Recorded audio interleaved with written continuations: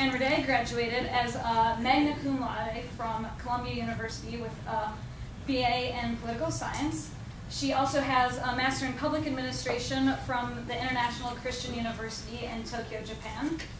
She served for 6 years as a linguist in the U.S. Army Reserve, and following that, all of her work has really been around social and economic empowerment for women. And this has included, she was a Peace Corps volunteer in Niger, West Africa, and she worked on sustainable programs for women's empowerment in the rural villages.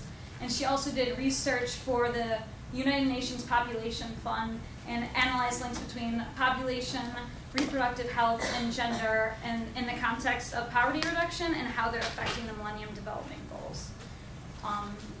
Now from Catchafire, we have Rachel Chung, and she is the CEO and founder of Catchafire.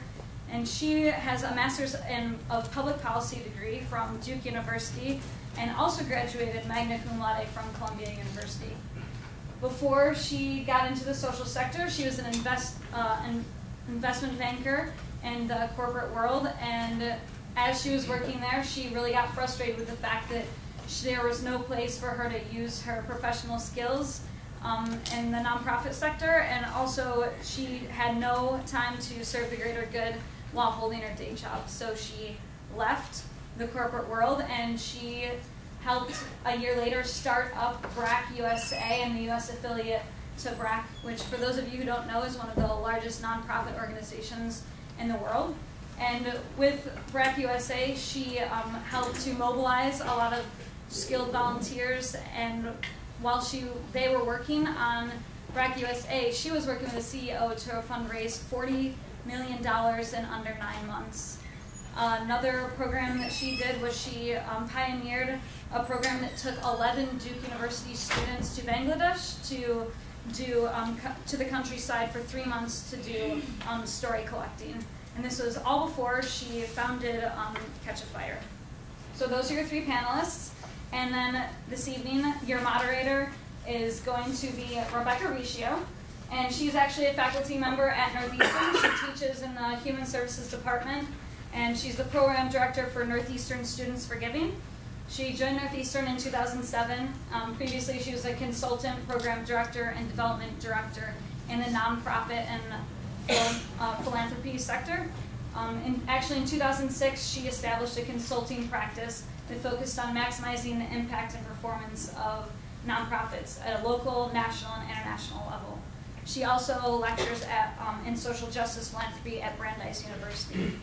So I'm now going to pass it over to Rebecca, who's going to open up discussion. She's going to talk to you for a couple minutes about our topic this evening, and then we'll move into the panelists. Thank you all for coming.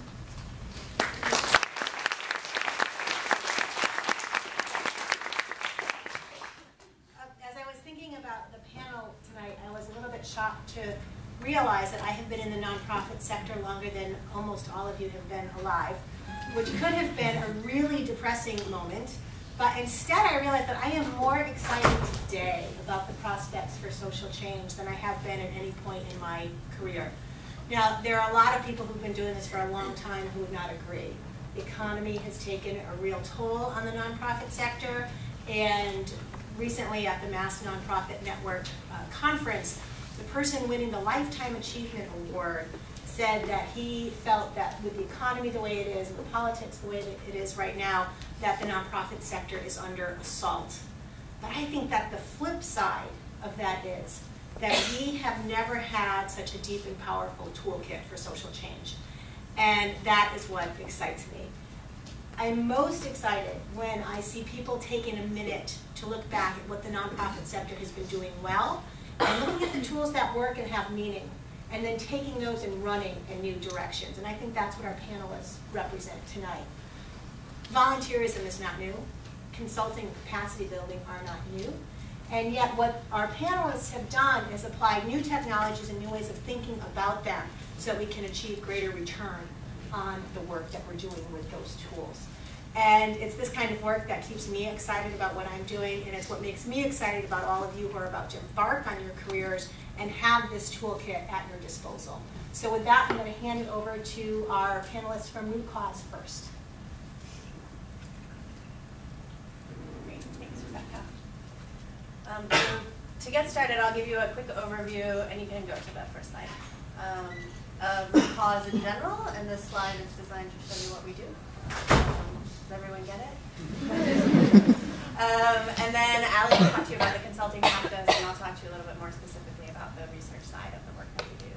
So Root Cause is a nonprofit, as Claire said. We're a research and consulting organization. And really what we're trying to do is solve social problems in a better, more efficient way.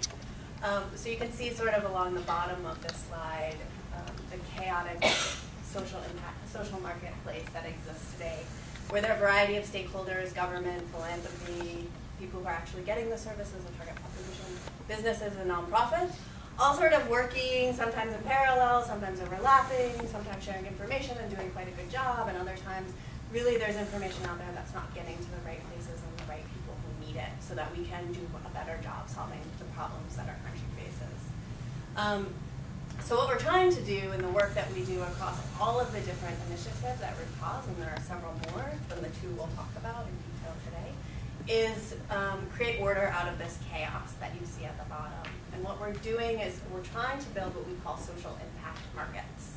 So it's a bit, in that on the top you can see all of these little matchsticks have come together and they're working, you know, effectively and sort of in order, and information is flowing and the target population is doing a great job, and you know, we're sort of creating sustainable social impact. That's our goal. So we see a lot of different ways to do that. And through Root Cause, we have several departments that do a variety of different things, as I mentioned. Oh, yeah, that's okay.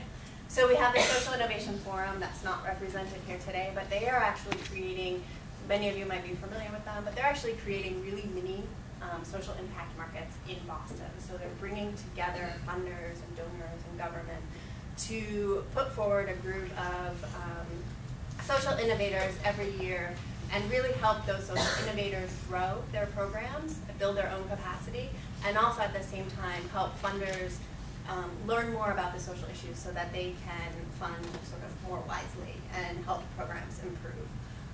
We also have a knowledge sharing department, also not represented here today. And our knowledge sharing department, again, is really looking across Root Cause at what we do and trying to keep in touch with all of our programs so that so that this department can have the bird's eye view of what are we learning about different social issues and different social problems, so we can take that best information that Rebecca was talking about and best practices and start to put out some knowledge pieces and some white papers and some work to really grow the field. And in addition to that, we have the consulting practice that Allie will talk to you about. And we have the Social Impact Research Department, which I will talk to you a little bit more about in a second. Hi, so I'm going to talk about Root Cause Consulting, which is working on the nonprofit capacity piece of that big picture that Anne went over. So our approach has really been honed to work well with nonprofits specifically and individual organizations. Our approach is very collaborative. We work across the organization with staff as well as with board to provide a product that is going to be have input from the entire organization, and we work over a long period of time. We're also very customized, so from the very beginning when we first are introduced to a potential client and we begin scoping and engagement, we work to figure out what it is that this organization needs and what are the specific deliverables or products that are going to get them to their goals. We work hard to create valuable, practical deliverables. So it's going to vary by organization depending on what their issues are and what we see their needs as being. But it might be a 50-page business plan, or it could be some PowerPoint slides or an Excel spreadsheet. It really depends on the situation of that organization and where they are at the time.